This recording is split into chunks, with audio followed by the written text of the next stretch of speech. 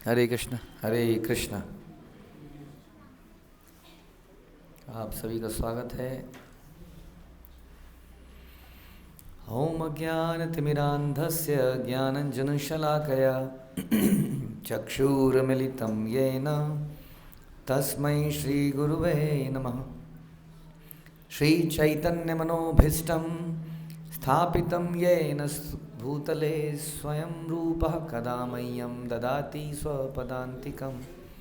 वन्देऽहं श्रीगुरौ श्रीयुतापदकमलं श्रीगुरुन् वैष्णवांश्च श्रीरूपं साग्रजातं सहगण रघुनाथान्वितं तं सजीवं साद्वैतं सावधूतं परिजनसहितं कृष्णचैतन्यदेवं श्रीराधाकृष्णपादान् सहगणललिता श्रीविशाखान्वितांश्च। हे कृष्ण करुणा सिंधु दीनबंधु जगतपते गोपेश गोपिका कांत राधा कांत नमस्तुते। तप्त कांचन गौरांगी राधे वृंदावनेश्वरी वृषभानुसुते देवी प्रणमामि हरिप्रिये। वाञ्छाकल्पतरुभ्यश्च कृपा सिन्धुभ्येव च पतितानां पावनेभ्यो वैष्णवेभ्यो नमो नमः। जय श्री कृष्ण चैतन्य प्रभु नित्यानंद श्री अद्वैत गदाधर शिवासादि गौर भक्तवृंद। हरे कृष्णा कृष्णा कृष्णा हरे हरे हरे राम राम राम हरे हरे। नमो विष्णुपादाय कृष्णप्रेष्ठाय भूतले श्रीमते भक्तिवेदांत स्वामिन्निति नामिने। नमस्ते सारस्वते देवे गौरवाणी प्रचारिणे निर्विशेष शून्यवादी पाश्चात्य देश तारिणे। हरे कृष्णा। भगवद गीता अध्याय 13 प्रकृति, nature, enjoy and consciousness. And हम लोग कर रहे हैं श्लोक संख्या 8, 9, 10, 11 और 12। विशेषतया इसमें भगवान ने बताया है कि ज्ञान क्या है, क्योंकि अर्जुन के प्रश्नों में से एक प्रश्न था कि व्हाट इज़ नॉलेज। इसके हमने कुछ नॉलेज के पॉइंट्स डिस्कस किए थे, जिनमें से पहला था विनम्रता, दम्भहीनता, अहिंसा, सहिष्णुता। आगे चलते हैं।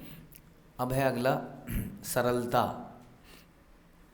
तो सरलता भी ये कहते हैं ज्ञान है एक। Basically these are divine qualities. तो विद्या का पर्पस समझ लीजिए इज़ टू अर्न दो डिवाइन क्वालिटीज़। विद्या का पर्पस है कि व्यक्ति डिवाइन बने, उसके अंदर दिव्य गुण हों, ये विद्या का पर्पस है। अभी जो विद्या है वो है ऑक्यूपेशन, हमारा जो पैसा कमाने की विद्या। ये विद्या भी ज़रूरी है, लेकिन ये विद्या वास्तविकता में हमें करेक्टर नहीं दे सकती है। और हम सब ने सुना होगा कि इफ़ वेल्थ इज़ लॉस्ट, कहते हैं nothing is lost. If health is lost, something is lost. If character is lost, everything is lost. लेकिन ये सुनने में बहुत अच्छा लगता है। एक्चुअली में फ़िलॉसफी आजकल ये है कि character is lost, nothing is lost. हाँ, हेल्थ के लिए है लोगों को, हेल्थ इज़ लॉस्ट समथिंग, ये कॉमन है। And if wealth is lost and everything is lost. इसलिए आदमी का अगर कहीं पैसा कहीं चला जाता है तो वो डिप्रेशन में समाप्ति हो जाता है।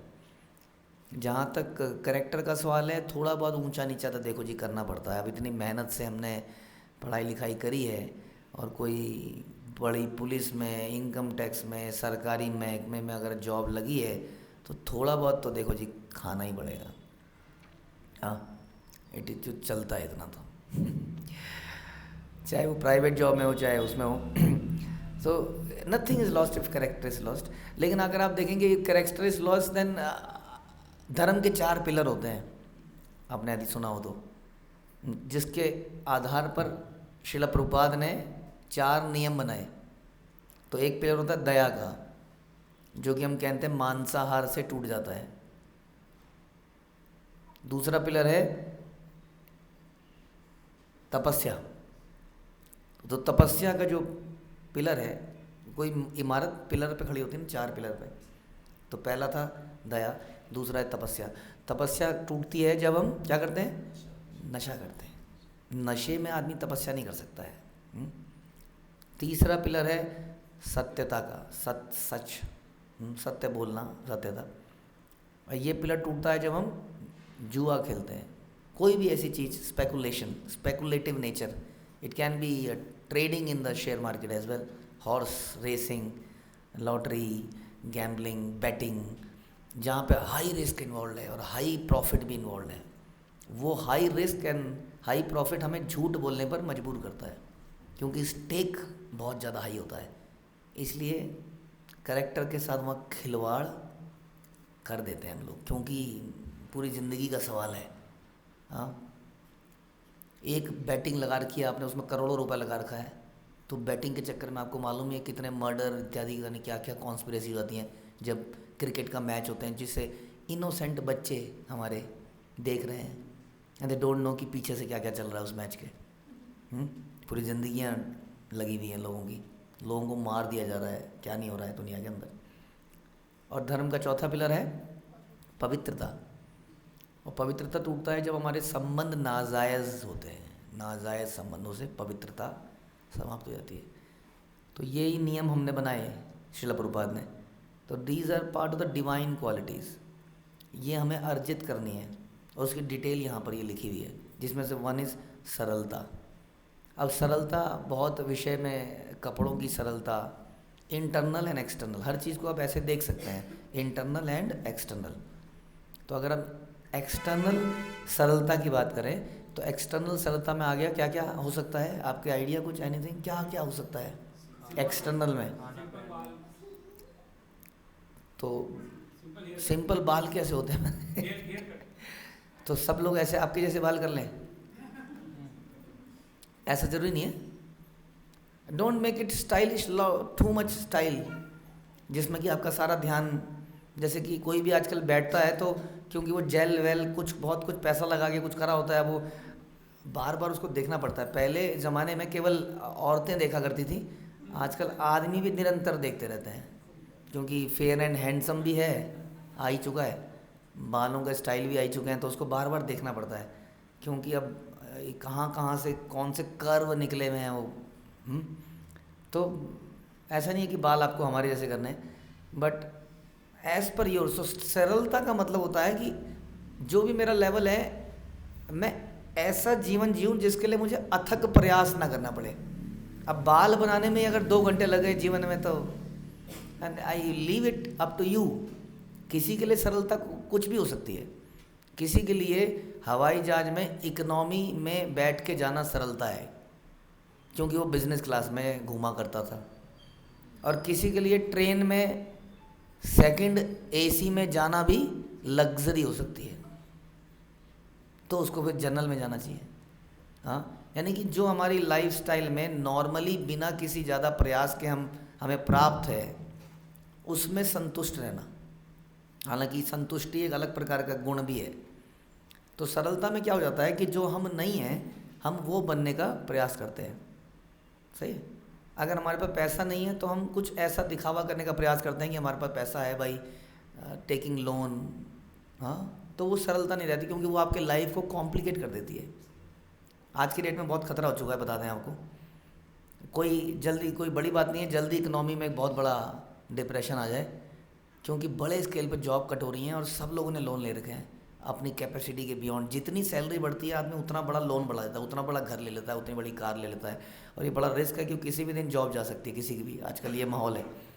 उसके बाद क्या करेगा आदमी, कहाँ से रीपे करेगा? जब रीपे नहीं करेगा तो बैंक्स धीरे धीरे, जैसे पहले एक बार हुआ था, it can happen in the economy, क्योंकि हम लोग सरल जीवन नहीं जी रहे हैं। सो डूइंग, कहते हैं ना, हमारे ज़माने में कहते थे चादर से ज़्यादा पाँव नहीं फैलाने चाहिए, वो सरलता नहीं है। अपने जीवन को इस प्रकार जीना कि नॉट मच एंडीवर, हमें बहुत ज़्यादा प्रयास ना करना पड़े जीवन जीने के लिए, क्योंकि जीवन का प्रयास वास्तव में भगवान को प्राप्त करना है, उनका ज्ञान प्राप्त करना है, जिसमें समय लगता है। जैसे खाना बनाने में समय लगता है, पढ़ने में समय लगता है, वैसे भगवान के नॉलेज में, भजन में समय लगता है। समय दिए बिना कुछ नहीं होता। टेप रिकॉर्डर चला देने से भजन नहीं होता है, वो ऑटोमेटिक घंटी और टन टन और मल्टी, मंदिरों में भी मल्टी इंस्ट्रूमेंट आजकल मोटर से बजते हैं। एक बटन दबा दो, टन टन छन छन तिंग तिंग टुंग टांग, वो अलग अलग आवाज़ें निकलती हैं, देखा आपने मशीनों में। अब समय देना पड़ता है भगवान को। पंडित जी अगर सत्यनारायण या समथिंग पाठ कर रहे हैं दूसरे कमरे में और आप कुछ और कर रहे हैं, तो वो आपको नहीं लगेगा, वो पंडित जी को लगेगा। वो ऐसा हमें लगता है कि वो हमारे पुरोहित हैं। पुरोहित किसके बिहाफ पे करता है? यजमान। अरे ऐसा तब होता था जब यजमान वहीं बैठा होता था। यजमान भी अपना समय लगा रहा है। हाँ, तो समय चाहिए कि नहीं? समय लगाने के लिए हमें क्या करना पड़ेगा? बाकी का जीवन सरल बनाना पड़ेगा एक्सटर्नली। तो बहुत हाई लेवल पे हमने डेफिनेशन दी, सिंपल लेवल पे अपने वस्त्रों को, अभी इसमें कोई डेफिनेशन नहीं है। क्या धोती पहनना सरल है? ये ज़रूरी नहीं है, धोतियों में भी बहुत स्टाइल आते हैं। तो मैं नहीं कह रहा कि हमने अगर धोती कुर्ता पहन रखा है तो हम सिंपल हैं और आप सिंपल नहीं है, नहीं, ये नहीं कह रहे हम कह रहे हैं आप अपने आप सोचिए कि क्या सरलता है बस। And don't try to be something different, something which you are not. The meaning of makeup is making up. Making up अपने आप में बता रहा है, what is the meaning of making up?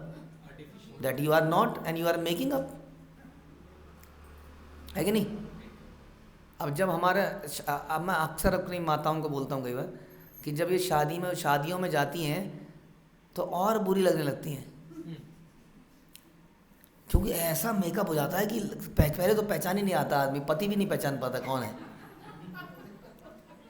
और घंटों लगते हैं उसमें, पैसे भी बहुत लगते हैं। और आदमी अगर नॉर्मल चला जाता है तो ज़्यादा अच्छा लगता है। ऐसा मेकअप हो जाता है कि, और गलती से वो रो दे, बारिश आ जाए, या पड़ोसी अपनी थाली आपके ऊपर गलती से वो बिच तो गिचपिच तो होती है खाना पीना के चक्कर में, उसका जूस आपके ऊपर गिरा और आपको पोंछना पड़ गया। आप पोंछ भी नहीं सकते आप, क्योंकि इधर का पोंछोगे तो इधर का गाल डिफरेंट हो जाएगा, इधर का डिफरेंट हो जाएगा। आपको पहुँचने के लिए भी फिर आपको ब्यूटी पार्लर पे जाना पड़ जाएगा। और अगर आपने सारा पहुँच दिया तो कहेंगे अरे अंदर गई तो कोई और थी और बाहर कोई और आई। This is called making up. तो कर सकते हैं, अगेन ऐसा नहीं कह रहे हैं मेकअप नहीं कर सकते, ये आप डिसाइड कीजिए खुद ही कि क्या करना है क्या नहीं करना है। बट सरलता एक, और ये एक्सटर्नल सरलता बताई मैंने आपको, ये इंटरनल सरलता होगी तो एक्सटर्नल आएगी, नहीं तो नहीं आएगी, है ना। विचारों की सरलता इसको कहते हैं कि रिजिड ना होना। हम अक्सर बहुत रिजिड हो जाते हैं, ख़ास तौर पे प्रवचन सुन रहे हैं ना यदि किसी के, तो वो कुछ बोल रहे हैं तो हमें वाह भाई वाह, इनकी मर्जी, जो मर्जी बोल लेंगे, ऐसे थोड़ी होता है। हमारा भी तो ये कुछ हमारे अंदर चलता रहता है बैक ऑफ द माइंड में। ध्यान रखिए कि बात आपकी सही है, लेकिन अगर कोई शास्त्रों से बोल रहा है, जैसे कि हम इस वक्त भगवद गीता का ये चैप्टर और ये श्लोक पढ़ रहे हैं, it is coming from Bhagavad Gita. अगर हमारे अंदर रिबेलियस नेचर आ रहा है तो हम भगवान को रिबेल कर रहे हैं, चैलेंज कर रहे हैं, which is not good for us. So जो चैलेंजिंग नेचर है वो सरलता का अपोजिट है, ध्यान रखिए, समझ गए। सरलता क्या है कि जैसा बताया जाए by some senior authority, sometimes they are parents, sometimes they are guru and shastra. Ultimate authority is Krishna, and then shastra, and then guru, and then other. तो जो ये बता रहे हैं आपको, हम उसको अपने जीवन में उतारते जाएं, लेकिन बहुत मुश्किल है उतारें। कैसे उतारें प्रभु जी, ये तो मैं नहीं कर पाऊंगा। ये एग्जाम्पल है सरलता का, कि वो बोल रहा है ये मैं नहीं कर पाऊंगा। सरल यानी कि जो अंदर है वही बाहर है, जो दिल में है वही ज़बान पे है, और वही कर्मों में है। दैट इज़ कॉल्ड सरल। कॉम्प्लिकेटेड नहीं है, अंदर कुछ चल रहा है, मुंह से कुछ निकल रहा है, काम कुछ और हो रहा है, वो सरलता का अपोजिट हो गया। तो विचारों की सरलता लाना आवश्यक है। विचारों की सरलता आएगी तो खाने में, वेशभूषा में, हर चीज़ में धीरे धीरे आती जाएगी। आप देखेंगे ज़िंदगी से इतना बड़ा बोझ कम हो जाएगा। अभी बहुत बड़ा बोझ इसी का है, वो देखेंगे तो क्या कहेंगे, ये साड़ी मैंने पिछली पार्टी में भी पहनी थी, आई मस्ट वियर समथिंग जो कि मैंने पीछे नहीं पहना था। अगर किसी ने बोल दिया अरे तूने तो ये पहले भी पहनी थी, तो दिमाग में बस वही घूमता रहेगा उसके बाद। इतना कॉम्प्लिकेट नहीं बनाना जीवन को, कोई क्या कहेगा। आज मैं एक स्कूल में गया था, वो एक बच्ची ने मेरे से ये बोला, और मैं सुन कह रहा हूँ, कह रही दुनिया सब लोग ऐसा बोलते हैं, दुनिया वाले ऐसा बोलते हैं। इट डज़ नॉट मैटर कि कौन क्या बोलता है, यही तो प्रिंसिपल हैं, सिद्धांत हैं। हम सिद्धांतों पर जीते हैं, दूसरों के कहने पर थोड़ी जीते हैं। तो सिद्धांतों पर जीना हमें पड़ेगा। आप देखेंगे जीवन इतना सरल हो जाता है द मोमेंट हम लोग ये दिखावा और कौन क्या देख रहा है, कौन क्या बोल रहा है हमारे लिए, इसको छोड़ देते हैं, सरल हो जाते हैं। जो मैं हूँ वही तो दिखूंगा भैया, क्या टेंशन है, मैं ऐसा ही हूँ तो ऐसा ही दिखूंगा। नहीं, बिल्कुल, तो don't become artificial. This is सरलता विचारों की, हमने बता दिया आपको, एंड वेशभूषा। तो विचारों की सरलता से वेशभूषा आएगी। विचारों की सरलता में मैंने आपको समरी में ये बता दिया कि यदि जो शास्त्र बोल रहे हैं, भगवान बोल रहे हैं, उसको अपने जीवन में अपना लेना, नहीं अपनाना तो उसके लिए कोई प्लान ऑफ एक्शन बताना, नहीं तो बीइंग वेरी जेन्युइन और किसी गुरु के आगे या जो भी आपके सीनियर उनके आगे रिवील कर देना कि मैं करना तो चाहता हूँ लेकिन अभी नहीं कर सकता, I will take some time. ये इसको हम सरलता मानते हैं। हाँ, यानी कि जो अंदर है वही बाहर है। लेकिन ऐसा भी नहीं कि हम बड़े स्ट्रेट फॉरवर्ड लोग हैं जी, मैं बड़ा स्ट्रेट फॉरवर्ड आदमी हूँ जी, जो मुंह में है वो फट से बोल देता हूँ। इसको भी सरलता, इस सरलता की डेफिनेशन नहीं है, बोलना ऐसा चाहिए जो सामने वाले को बुरा भी ना लगे। ऐसा स्ट्रेट फॉरवर्ड होने को वो सरलता नहीं कहते, वो थोड़ा सा रूडनेस कह सकते हो आप, राइट। तो ऐसा नहीं है कि जो मन में है वो मुंह पे है, मुंह पे तो है ही, लेकिन उसको बोला कैसे जाए ये कला भी हमें सीखनी होगी। दिस इज ऑल्सो गुण वैष्णव क्वालिटी में आता है, जो मृदुभाषी होता है। सत्य तो बोलता है लेकिन मृदुलता से बोलता है। तो इस प्रकार से सरलता, सरलता से अगला देख लीजिए, वही पॉइंट आ गया, प्रमाणिक गुरु के पास जाना। अब जब सरल व्यक्ति होगा वही गुरु को एक्सेप्ट कर पाएगा, नहीं तो कॉम्प्लिकेटेड आदमी कभी किसी गुरु को एक्सेप्ट नहीं कर पाएगा। क्यों नहीं कर पाएगा? क्योंकि जो वास्तविक गुरु होगा वो उसके अनुसार नहीं बोलेगा। आजकल गुरुजी किसके अनुसार बोलते हैं? शिष्य के अनुसार। शिष्य को जो प्लीजिंग लगे वही गुरु की वाणी है। क्यों ऐसा है? क्योंकि यदि गुरु ने कुछ और बोल दिया तो शिष्य भाग जाएगा, वो आएगा नहीं उसके बाद। ध्यान रखिए, दिस इज द प्रॉब्लम। इसलिए कोई भी आदमी खुल के कुछ भी बोलना नहीं चाहता है। भगवान कौन है? अगर आप अपने गुरुजी से पूछो भगवान कौन है, तो ही विल आंसर आपकी श्रद्धा किस में है। अरे गुरुजी हमने आपसे पूछा भगवान कौन है, नहीं नहीं आपकी श्रद्धा किस में है, मतलब मेरी श्रद्धा तो इनमें है। ओके, आइए ये मंत्र मैं आपको देता हूँ, ये कान पे बोलेंगे, किसी को बताना मत। तो जैसी जिसकी इच्छा रही उसी के अनुसार। तो ये this is not Guru. Guru clearly बोलता है ये गलत है, ये सही है, ये करना चाहिए, ये नहीं करना चाहिए, ये भगवान है, ये देवता है, राइट। साधु डरता नहीं है कभी बोलने से, ध्यान रखिए, क्योंकि वो शास्त्र की बात को रिपीट कर रहा है। उसको इससे मतलब नहीं है कि मेरी ऑडियंस में कोई है या नहीं है, कोई बैठा रहेगा या चला जाएगा, क्योंकि उसको अपनी ऑडियंस से पैसे नहीं कमाने हैं, धंधा नहीं है उसका ये। जिसका धंधा होगा, जो आपके भागवत सप्ताह में लाखों रुपया लेके आएगा, उसका क्या एम होगा? भागवत सप्ताह में मनोरंजन करना। भागवत सप्ताह में मनोरंजन बहुत होता है, क्या गाना बजाना, हाँ। और किसी ऐसे मुद्दे को छेड़ दो जैसे कि बाबुल की दुआएं लेती जा, काइंड ऑफ, उसमें चारों तरफ आंसू आंसू आंसू। अब वो आंसू वास्तव में इमोशनल है, वो तो हम आंसू सीरियल देखते हुए भी निकलते हैं, आपके नहीं निकले? हमारे तो निकलते थे सीरियल देखते हुए भी, पिक्चर देखते हुए निकल जाते हैं। हम तो पुराने ज़माने के, आप लोग नए ज़माने के हो कई लोग, हम तो पुराने ज़माने के। हमारा ट्रेजेडी किंग रहे मिस्टर दिलीप कुमार, हाँ, क्या रोते थे, हाँ, सामने वाले के आंसू निकाल देते थे। तो आंसू तो हमारे टीवी पिक्चर देख के भी निकल जाते हैं। यदि कोई भागवत में इस प्रकार से उसी इमोशनल मैटर को, राम तुम जा रहे हो, उसी को खींचे जा रहे हैं, वही चला जा रहा है, तो सोचिए, इट इज़ काइंड ऑफ मनोरंजन। किसी पिक्चर में रुला के, हंसा के, थ्रिल, सस्पेंस, इन तरीक़ों से रोमांच पैदा किया जाता है, पिक्चरें हिट हो जाती हैं। और वही सारी चीज़ें हम कहाँ देख लेते हैं?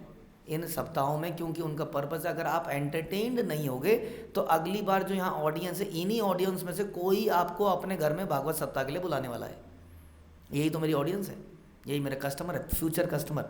तो वो जो बात बोलेगा वो ऐसी बोलेगा जिससे आप भाग ना जाओ कहीं गलती से, आप बने रहो। तो उसकी वाणी में वो शार्पनेस नहीं होगी जो हमारी ज्ञान की तलवार, जो हमारी धारणाओं को काट पाए। वो ऐसा नहीं कर पाएंगे। That is not a real गुरु। इसलिए समझिए, सोचने का प्रयास कीजिए। शास्त्र बड़े क्लियर कट हैं, समझना चाहे तो। यहाँ बता रहे हैं next quality we should learn और डेवलप थ्रू विद्या। अगर आप सच में विद्यार्थी हैं, विद्यार्थी बन रहे हैं, तो आपके अंदर ये फर्म कन्विक्शन आ जाना चाहिए कि प्रमाणिक गुरु के पास जाना, this is one of the ज्ञान। ये ज्ञान, यही ज्ञान है। प्रमाणिक गुरु के पास आप गए, अभी आपको दिया नहीं है उसने ज्ञान, लेकिन आपने ठान ली कि मुझे करना है, तो क्या हो गया है? आपको ज्ञानी बोल देना चाहिए। देखिए शास्त्र कह रहे हैं ऐसी बात, क्योंकि यही अपने आप में शुरुआत है, पहला कदम है जो आपको अंतिम मंजिल पे लेके जाएगा।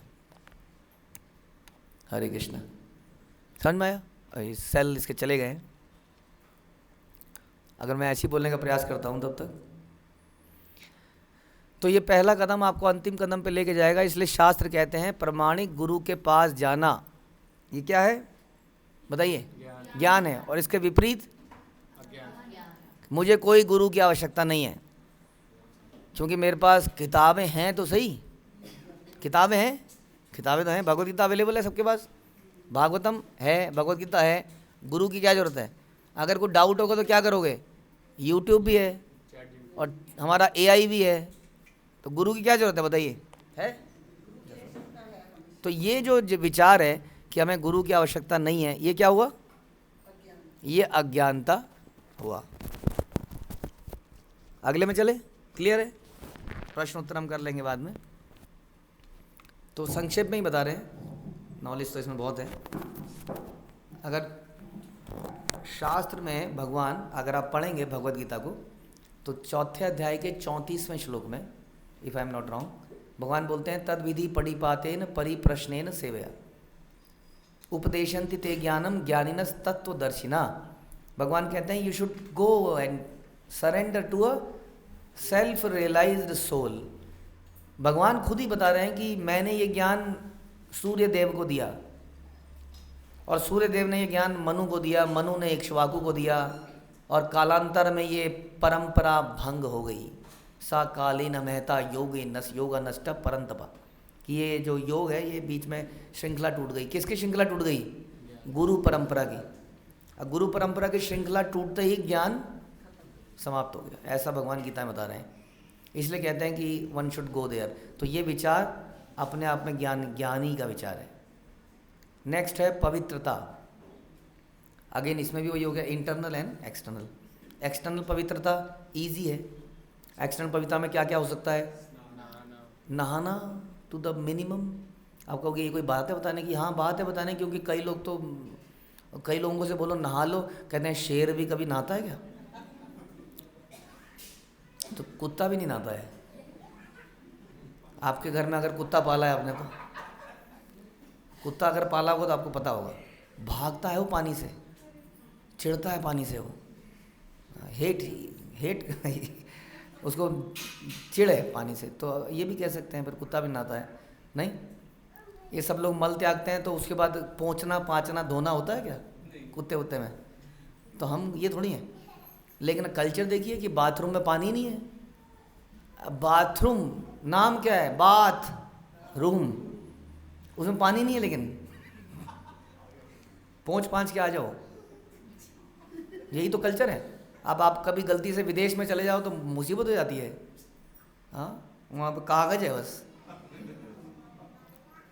तो स्नान करना के भी शास्त्र में विधि बताइए कि सन्यासी के लिए अलग है, 3 बार नहाए, वो गृहस्थ एटलीस्ट 2 बार नहाए, वो ब्रह्मचारी 1 बार नहाए।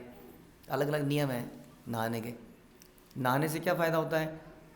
साइंटिफिकली बहुत फ़ायदा होता है। आपको एकदम से फ्रेशनेस महसूस होगी, भूख लगती है आपको। देखो, खाने से पहले अगर आप नहाते हो, आप देखना कि आपकी भूख बढ़ जाती है। ये सारे छिद्र खुलते हैं बॉडी के, बहुत फ़ायदा है उसका। और नदी में नहा लिए तो नदी में नहाने से और फ़ायदा होता है। तो क्योंकि वो पानी जो है उसके एक्टिवेटेड पानी होता है, स्टिल वाटर और रनिंग वाटर का फ़र्क है। तो जो भी है, नहाने में से फ्रेशनेस आती है, और नहाने से सतोगुण में हम आते हैं। आप देख लीजिए कभी भी, आप नहा के जपा कीजिए भगवान का, या बिना नहाए जपा कीजिए, आपको अंतर समझ में आ जाएगा। कोई भी काम आप नहा के करेंगे तो ज़्यादा उसमें कंसंट्रेशन बनेगी, क्योंकि तमोगुण का नाश करता है वो। हम तमोगुण में कब आ जाते हैं? जब हम सो के उठते हैं।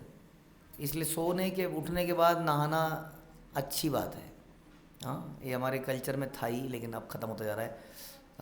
आप दाढ़ी बनाते हैं, दाढ़ी, उसके बाद नहाना चाहिए। आप नाखून काटते हैं कायदे से तो नहाना चाहिए। अब मल त्यागते हैं तो कायदे से नहाना चाहिए। ये कुछ चीज़ें हैं, अगर हम कोशिश कर सकते हैं। और कहते हैं कि ये नियम सर्दियों में भी नहीं तोड़ना चाहिए। हमारे पास तो गर्म पानी अवेलेबल है, अदरवाइज़ तो संत पुरुष तो नदियों में जाके नहाते थे, बड़ा ठंडा होता था। तो गर्म पानी से नहा लीजिए, नो प्रॉब्लम, बट नहाना बड़ा इंपॉर्टेंट है। इंटरनल पवित्रता, ये तो बड़ा, नहाना तो बड़ा ग्रॉस लेवल की चीज़ हो गई। पवित्रता अपने आप में बहुत बड़ा विषय। मैंने कहा था 4 पिलरों में एक तो पवित्रता ही है। विचारों की पवित्रता, करेक्टर इज ऑल अबाउट पवित्रता। हाँ, न केवल गंदे काम ना करना, बल्कि गंदे विचार भी हमारे अंदर आते हैं तो हमें अपवित्र करते हैं। आजकल तो हर चीज़ में गंदे विचार ही आते हैं, क्योंकि टेलीविज़न खोल लीजिए, बच्चों गेम खेलते हैं, हर चीज़ के अंदर अश्लील चीज़ें घुसी पड़ी है। वो निरंतर हमारे माइंड को पल्यूट करती हैं। आप जानते हैं कि बच्चों के अंदर जो चली जाती हैं चीज़ें, हम अपने एक्सपीरियंस से बता रहे हैं, वो ज़िंदगी भर वहाँ से निकलती नहीं है। फिर कुछ अच्छा काम भी करेंगे तो वो चीज़ें ध्यान आती हैं जो पुरानी, क्योंकि वो इम्प्रेशन दिमाग में चला गया है, गंदी चीज़ें चली गई है।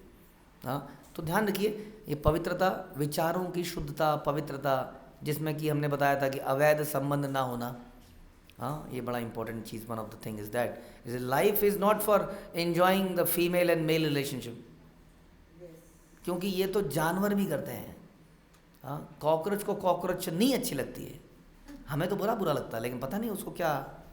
कॉकरोच भी गाता होगा, तुझे देखा तो ये जाना सनम, और कॉकरोच नहीं इतराते हुए निकल जाती है। So this attraction is there in the animals and insects, in everywhere. आप देख सकते हैं कबूतरों में, चिड़िया में। So what is good thing, what is new thing is in this attraction? If there is attraction, it should be as per the legal thing, as per the norms of the भगवान कहते हैं I am sex life as per the religion. ये गीता का श्लोक है, you know. If it is as per the धर्म, तो भगवान कहते हैं वो मैं हूँ। इसमें कोई बुराई नहीं है, क्योंकि it is for procreation, for procreating, for producing nice children, जिनकी चेतना शुद्ध हो। पवित्र व्यक्ति ही पवित्र व्यक्ति को जन्म देता है अक्सर। तो इसलिए चेतना को पवित्र करना बड़ा इम्पोर्टेंट है। शरीर को पवित्र करना आसान है, लेकिन वो भी ज़रूरी है, जैसा हमने डिस्कस किया। और ये केवल हमने नहाना डिस्कस किया, इसमें अनलिमिटेड चीज़ें हो सकती हैं। और इंटरनल पवित्रता, इसका तो कोई एंड नहीं है। हमारे जीवन का अल्टीमेट पर्पस जानते हो क्या है? अपने आप को शुद्ध करना। क्योंकि जैसे ही हम अपने आप को शुद्ध करते हैं, we go back to godhead. यानी कि पवित्रता हमारे जीवन का मकसद है, शुद्ध करना, भगवान अपने आप को शुद्ध करना। तो हम क्या अपवित्र है? यस, हम अपवित्र है, इसीलिए संसार में हम बार बार हमें मौका दिया जा रहा है। We are in a rehabilitation centre. देखा होगा आपने रिहेबिलिटेशन सेंटर, नशा मुक्ति केंद्र भी रिहेबिलिटेशन सेंटर होता ना, सुन के अच्छा नहीं लगता है, लेकिन इस संसार के अंदर जो भी लोग हैं वो एक रिहेबिलिटेशन सेंटर में है, टू रिवाइव देयर कॉन्शियसनेस। हाँ, तो यही है अशुद्धि, कि हम अपने आप को शरीर समझते हैं, उसके बाद अपने रिलेशन और ये इसी को लाइफ का पर्पस मान लेते हैं, और उसके रहते हम कई सारे कर्म कर देते हैं जो हमें अपवित्र कर देते हैं। दिस इज कॉल्ड अशुद्धता। तो शुद्धता, पवित्रता बनाना हमारे जीवन का पर्पस। तो विद्या से क्या आनी चाहिए? पवित्रता भी आनी चाहिए। ये विद्या है, ये विद्या का आउटकम है। समझ में आया? दोबारा से सुनिए। सरलता हमने डिस्कस किया, प्रमाणिक गुरु के पास जाना, पवित्रता, ये किसका आउटकम है? विद्या का। अब सोचना चाहिए, क्या हम लोग बच्चों के भाई क्यों डालें सारी बात, हम अपने ऊपर, हम भी तो पढ़े लिखे हैं। हम पढ़ लिखने के बाद पवित्र हुए या और ज़्यादा दिमाग खराब हो गया? कॉलेज में जाके क्या होता है? हाँ, व्हाट इज दैट? रोमांस का भी एक पीरियड होना चाहिए। This is our purpose of going to college. गाना है ना ये, माना कि कॉलेज में पढ़ना चाहिए, लेकिन रोमांस का भी एक पीरियड होना चाहिए। This is the purpose of going to college. हमने देखा हुआ है कि why person goes to college. तो विद्या क्या पवित्रता ला रही है? ये अट्रैक्शन और पैदा कर रही है, और बहुत बड़े कुकर्म हो रहे हैं संसार में। हाँ, क्या लोगों के अंदर ये कन्विक्शन आ रही है कि I should go to a Guru, I should have a Guru? No. क्या हमारे अंदर सरलता आ रही है? तो ये क्वेश्चन है। और अगला है स्थिरता। अब स्थिरता कितना जरूरी, अब ये प्रवचन सुनने के लिए आपको हमको स्थिरता से बैठना पड़ेगा। अब पहली समस्या तो यही है, बैठ नहीं सकता है कोई व्यक्ति। थोड़ी देर बैठ के थोड़ी सी बेचैनी सी होने लगती है, हो गया बस उठो अब, इनफ, हाँ बहुत हो गया, खींचे जा रहे हैं, ख़त्म नहीं कर रहे। हम नहीं खींच रहे हैं तो आधा पौना घंटा हम बोलते हैं। श्रीमद् भागवतम तो 7 दिन और 7 रात बोली थी, कैसे व्यक्ति बैठा होगा वो बिना खाए बिना पिए। परीक्षित महाराज जो भागवत सप्ताह हम करते हैं, उसको मर्म भी तो समझना चाहिए, बोलने वाला और सुनने वाला दोनों ने 7 दिन तक कुछ खाया नहीं था, रात में और वही चली थी वो। 18,000 श्लोक बोले गए थे, सोचिए, कोई आसान बात नहीं है। कितनी स्थिरता होगी व्यक्ति के अंदर, नहीं? उस स्थिरता धीरे धीरे समाप्त हो गई है, बिकॉज ऑफ अगेन जो भी हमारे पास आउट ये जो टेक्नोलॉजी है, हर चीज़ तुरंत फटाफट फटाफट भेल, और फटाफट मैगी, 2 मिनट में मैगी मैगी मैगी। और व्हाट इज़ दैट, आजकल क्या आता है वो 5 मिनट में डिलीवरी, जो भी है, जो भी है, इतने सारे हैं। You blink your eyes and the material is there, you blink it and it is there. तो ये एक तरह का मैं एक आर्टिकल पढ़ रहा था, ये बहुत बड़ा मानवता के लिए बहुत बड़ा मतलब टॉर्चर है। मतलब आपको मालूम है कितने लोगों की कितनी क्लास लगती है इसके लिए। अगर कोई व्यक्ति 5 मिनट का 10 मिनट में पहुँचता है, उसकी नौकरी उसकी सैलरी में से काटना, ये मतलब जो बाइक स्कूटर चला रहा होता है वो एक स्ट्रेस में होता है कि उसको 5 मिनट में पहुँचना है। क्यों? क्योंकि हमारे कस्टमर साहब can't wait, he cannot wait. और अगर वो 10 मिनट में आए तो क्या उसके बाद बरासा आ जाता। होटल में जा रहे हैं खाने के लिए, पहले तो होटल होते नहीं थे, अब आपके घर में आपकी पत्नी ला रही है, अरे क्या हो गया है, 10 मिनट हो गए हैं। मतलब होटल में नहीं हो, घर में हो, ध्यान रखो, ये ऑफिस नहीं है तुम्हारा, और दिमाग ठिकाना। अच्छा अच्छा अच्छा, नहीं तो बाहर जाके क्या करेगा? अगर 10 मिनट में लाया, 5 मिनट के वो लो लेक्चर पिलाएगा, उस बेचारे की उतार के रख देगा, और वो सुनता रहेगा, जी सर जी सर जी सर। ये ह्यूमिलिटी नहीं, ये विनम्रता, दम्भहीनता, अहिंसा कहाँ है बताइए? नहीं। कस्टमर सर्विस, अब कस्टमर सर्विस में हम कॉल करते हैं तो लताड़ते हैं पहले तो, क्या कर रखा है तुमने, आए क्यों नहीं अब तक, ये और वो, बेचारा जी सर जी सर जी सर जी सर। तो ये हमारा नेचर में आ चुका है। रेस्टोरेंट में ढड़काना, कस्टमर सर्विस में जहाँ मर्जी किसी को बस पिटाई करते रहो, because customer is the king and I want to be the king. तो ये जो इसने क्या हो गया, अस्थिरता, हमारे अंदर स्थिरता नहीं है, सहन शक्ति नहीं है, सहिष्णुता आपने पहले बोला था। We need everything quickly, but we are not Krishna, ध्यान रखिए। ऐसा नहीं है कि हम चुटकी बजाएंगे और दुनिया में काम हो जाएंगे, होते नहीं ऐसे। और जब वो नहीं होते हैं तो क्या होता है? फ्रस्ट्रेशन होती है, क्योंकि हमारे अंदर स्थिरता ही नहीं है। हम बैठ ही नहीं सकते कामली किसी जगह पर, तो कैसे ज्ञान लेगा व्यक्ति? ज्ञान लेने के लिए उसको स्थिर तो होना ही पड़ेगा ना। तो ये ज्ञान का एक और लक्षण क्या है कि उसके अंदर स्थिरता आनी चाहिए। अब फिर से क्वेश्चन है, हमारे अंदर या आगे आने वाली पीढ़ी के अंदर इस ज्ञान से जो हम ले रहे हैं स्थिरता आ रही है? खुद ही सोच लीजिए, आप खुद सोचिए। तो अगला है आत्म संयम। अब प्रॉब्लम यह है कि ये तो सिखाया ही जाता है कि आत्म संयम नहीं होना चाहिए, क्योंकि अगर आत्म संयम हो गया तो तुम संतुष्ट हो जाओगे, तो तुम जीवन में कुछ कर ही नहीं पाओगे। बताइए जी, अर्जुन आत्म संतुष्ट था कि नहीं था? बताइए, क्या एग्जाम्पल है? एग्जाम्पल है कि उसने कहा मुझे लड़ना ही नहीं है, मुझे नहीं चाहिए राज्य, दे दो इसको। तो क्या वो जीवन में कुछ नहीं कर पाया?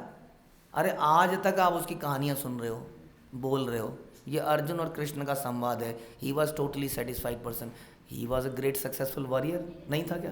क्षत्रिय। तो ये कौन सा लॉजिक है कि आत्मसंतुष्ट हो जाएगा तो कुछ कर नहीं पाएगा? ऐसा कैसे हो सकता है? हम लोग अगर आत्मसंतुष्ट होते तो अपने सर पे कोई मुसीबत आई है कि यहाँ पे आके लेक्चर लेते? क्या करना है हमें लेक्चर लेके? अरे भजन करो बस, राधे राधे जपो, चले आएंगे बिहारी। क्या करना है इतनी पेन लेके, किसी को बोल के, अपना गला खराब करके, इतनी दूर ट्रेवल करके? संतुष्ट रहो। तो इट इज़ नॉट लाइक कि आत्म संयम या आत्मसंतुष्ट भी एक गुण है, इससे व्यक्ति नकारा हो जाता है। बिल्कुल नहीं होता जी नकारा। उसको जीवन का कर्मण्येवाधिकार है, उसको पता चल जाता है कि करना क्या है, किसके लिए करना है, क्यों करना है। ही नोज कि do your best and leave the rest on Krishna. Do your best and leave the rest. Positive मिला तो बढ़िया है, नहीं तो भगवान का कोई कारण होगा इसके पीछे भी। आत्म संयम का विशेषतः मतलब है कि अपनी इंद्रियों पे नियंत्रण होना, जो कि बिल्कुल नहीं सिखाया जाता है, क्योंकि दिन रात हम एडवर्टीजमेंट की दुनिया में रहते हैं, हम प्रोपेगेंडा की दुनिया में हैं। कोई किसी को उठा के कितना भी बड़ा बनाया जा सकता है आज की डेट में। हमें मालूम ही नहीं है कि अखबार, गूगल सब बिका हुआ है, सब कुछ बिका हुआ है। उसमें क्या ओपिनियन डलवानी है वो भी बिकी हुई है। आप कुछ भी पैसा देके कुछ भी ओपिनियन डलवा सकते हैं। आप कहेंगे मैंने न्यूज़पेपर में पढ़ा है। आपके गूगल में कोई भी ऐड डलवाया जा सकता है, उसको बेस्ट साबित किया जा सकता है कि इस एरिया का बेस्ट ऑडियोलॉजिस्ट कौन है। हाँ, हमारे ऑडियोलॉजिस्ट बैठे हैं। तो क्या करना है उसके लिए? कुछ नहीं करना है, उसको गूगल को उतना पैसा देना है, वो जैसी कोई हिट करेगा वो बेस्ट 5 में उसको दिखा देगा, बस।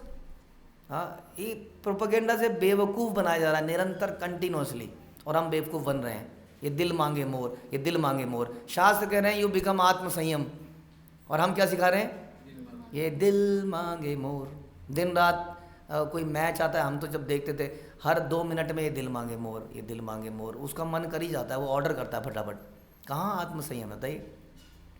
कोई सीरियल, कोई चीज़ देखते हो आप, थोड़ी देर दिखाएंगे फिर एक ऐड डाल देंगे। आपके अंदर डिज़ायर अगर नहीं है तो आपके अंदर डिज़ायर क्रिएट कर देंगे। और हमारा क्या फिलॉसफी है कि हमने तो जैसा जिया अपना जीवन जी लिया, लेकिन मेरे बच्चों के लिए कोई कमी नहीं होनी चाहिए। हम कहे कभी भी बेटा कुछ भी मंगा लियो, ये मैं तेरे को दे रहा हूँ, जो ऑर्डर करना है कर दो, नहीं तो मुझे बता। हम उसको और ज़्यादा, हमारे ज़माने में तो हमारे पिताजी कल कोई बात कर रहे थे पता नहीं कहाँ पर, हमें पहली बार हमें साइकिल मांगते मांगते थक गए। जब हम 10th क्लास, हर साल बोलते पिताजी इस बार फर्स्ट आएगा तो साइकिल, फर्स्ट भी आ गए, साइकिल नहीं आई। 10th क्लास में पहली बार साइकिल दी गई, वो भी सेकेंड हैंड। बताइए, रो रो के जब वो साइकिल आई उसकी इतनी वैल्यू थी हमारे दिमाग में, ओ साइकिल मिल गई, साइकिल मिल गई, साइकिल मिल गई, जैसे पता नहीं क्या मिल गया हो। हाँ, बच्चा पैदा बाद में होता है, उसके 4 साइकिल मामा ने दे दी, एक चाचा ने दे दी, उसने दी, क्या करें। तो हमें लगता है कि इससे शायद हमारे बच्चे संतुष्ट होंगे, लेकिन वो आत्मसंयमी बनने के लिए there should be some practice, toleration. जैसे भगवान कृष्ण थे, राजा थे, एंड भीख मांग रहे थे, किसके साथ? सुदामा के साथ। इस कहानी आप सब ने सुनी है, लेकिन क्या इस पर रियलाइजेशन करी हमने? ये किंग क्या थे भगवान? कंस को तो मार ही चुके थे। कंस को मारने के बाद कौन क्या बचा? द्वारका, बाद में द्वारका के धीश बने ही, जानते ही आप। एंड वो कहाँ थे? अपने संदीपनी मुनि के आश्रम में। एंड उनको रोज जाके क्या करना था? भिक्षा मांगनी थी, और फिर भिक्षा लेके खाना था, भिक्षा लेके गुरु को दे दो, फिर गुरु बोलेगा अच्छा लो इतना तुम खा लो। और उधर से माँ चिंतित है, आज मेरे बेटे ने खाया होगा कि नहीं खाया होगा। लेकिन ये उसको क्या बनाता है? आत्मसंयम। He knows how to control the senses. Life में सबसे इम्पोर्टेंट है, यदि आप अपने बच्चों को, हमको कुछ सिखाना चाहते हो कि इंद्रिय संयम कैसे सिखाया जाए, सबसे इम्पोर्टेंट है करेक्टर बिल्डिंग में, कंट्रोलिंग द सेंसेस। क्योंकि निरंतर ये कुछ मांगती रहती हैं, इनकी हर डिज़ायर को पूरा नहीं करना है। ध्यान रखिए, उसको खाने पीने के बहुत अवसर मिलेंगे, लेकिन शुरू में एटलीस्ट हर किसी को ना, बड़े भी, क्योंकि हमें ट्रेनिंग पहले नहीं मिली, हमें इंद्रियों को संयम करना सीखना चाहिए। उसके लिए क्या करें? उसके लिए शास्त्रों के नियम का पालन करें। एकादशी है, उसका पालन करें। सवेरे इतने बजे उठना है, इतने बजे सोना है, युक्त आहारस्य विहारस्य युक्त कर्म से चेष्टस्य कर्मसु। कृष्ण सेज कि you should discipline in eating, sleeping, recreation and work. 4 चीज़ें। One should be disciplined. Discipline होना, आत्मसंयम होना। हाँ, जैसे आप देखिए हमारी class, we try to start, although इतना कुछ चल रहा है, कीर्तन चल रहा है, हम उसको टाइम पे शुरू करते हैं, टाइम पे ख़त्म करते हैं। देखिए रोज़ 8 बजे हम कोशिश करते हैं कि हम जगन्नाथ अष्टकम पढ़ दें, ये पढ़ दें। हाँ, तो we try, although it's a different kind of program, but still. So हमारी लाइफ कैसे होनी चाहिए? आत्मसंयम, रेगुलेटेड एंड कंट्रोल्ड होनी चाहिए। किसका रिजल्ट होना चाहिए? विद्या का। Again the question is, are we getting आत्मसंयमी आफ्टर एजुकेशन के बाद? क्या हम आत्मसंयमी हो पा रहे हैं? क्या चीखना चिल्लाना हो रहा है कुछ कुछ डिज़ायर्स के लिए? बच्चों का, हम सबका। तो इसका मतलब हम विद्या में नहीं, हम अविद्या में हैं। और जो व्यक्ति अविद्या में होगा वो सक्सेसफुल कैसे होगा लाइफ में, उसकी करेक्टर बिल्डिंग कैसे होगी? तो दिस इज़ आत्म संयम। और आगे अभी बहुत सारे क्वालिटीज़ हैं जिसको हम चर्चा करते रहेंगे। आज यहीं समाप्त करते हैं। हरे कृष्णा। श्रील प्रभुपाद की जय। भगवद गीता की जय।